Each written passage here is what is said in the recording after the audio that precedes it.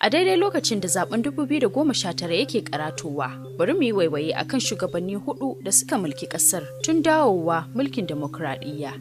A shekarar 1999 an zaɓi Olusegun Obasanjo inda ya yi shekara 8 akan mulki.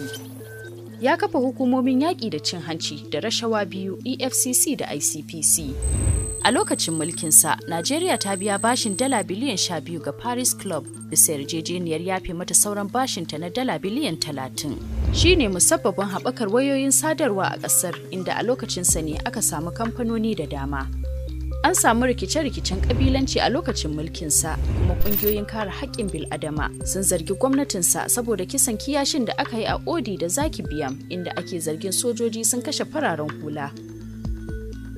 A lokacin mulkinsa, an samu arangama tsakanin ƙabilu daban-daban a yankin Niger Delta. An fasa bututun mai kuma an yi garkuwa da 'yan ƙasar waje masu aiki a kamfanonin man fetur a shekarar 2006. An samu tsaiko a fagen siyasa, inda aka yi shugabannin majalisar dattawa 5 a ƙasar. An yi ƙoƙarin gyara kundin tsarin mulkin ƙasar domin baiwa Obasanjo damar zarcewa zuwa karo na 3. 'Yan majalisar tarayya sun yi watsi da wannan ƙudiri. Yar'adua ne shugaban ƙasa a Najeriya na farko da ya fara bayyana kadarorinsa kafin hawansa mulki a shekarar 2007.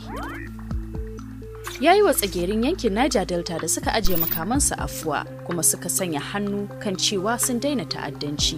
Gwamnatin tarayya ta sa hannu a wata yarjejeniya da kamfanin gine-gine na China wato CCECC domin aiwatar da kashi na farko na layin dogo na zamani wanda ya gada daga tsohon shugaban ƙasar. Sai dai an dakatar da shirin NIPP da Obasanjo ya kirkiro tsawon shekara 2.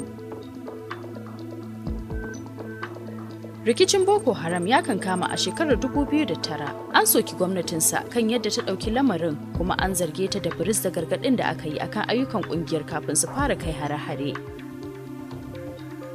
Shugaba Yar'adua ya rasu bayan doguwar rashin lafiya. Mataimakin shugaban kasar Goodluck Jonathan, wanda shine shugaban riko a lokacin, ya gaje shi a matsayin shugaban kasar. Gwamnatinsa ta gina makarantar almajirai a arewacin Najeriya. An gyara wasu matattun hanyoyin gwamnatin tarayya a lokacin mulkinsa. Ya ceto shirin NIPP a yunkurinsa na haɓaka samar da wutar lantarki a ƙasar. Rikicin Boko Haram ya ƙara ta'azzara a lokacin mulkinsa tsakanin 2013 da 2015.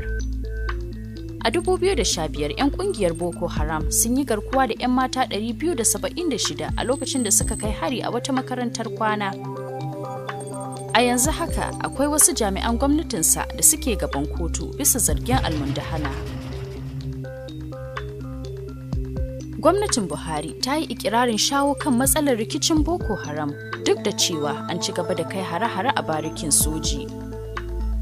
Haka kuma rikicin Fulani makiyaya da manoma ya ta'azzara. Hukumar EFCC ta matsa ƙaimi wajen yaƙi da cin hanci da rashawa a kamfanonin gwamnati da masu zaman kansu. An ɗaura tsaffin gwamnoni 2 sakamakon cin hanci da rashawa. Amma 'yan adawa sun caccaki yaƙin da shugaba Buhari yake yi da cin hanci, inda suka ce ana yi wa 'yan adawa bita da kulli. Hukumomin tsaro sun tsare 'yan jarida da wasu fararen hula na ƙasar, inda aka ajiye waɗanda aka kama a gidan kaso duk da umarnin da kotu ta bayar na a sake su.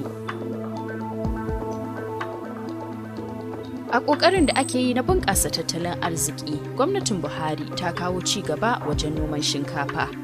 Gwamnatin Buhari ta ƙarasa ayyukan layin dogo daban-daban da gwamnatocin da suka shuɗe suka assasa.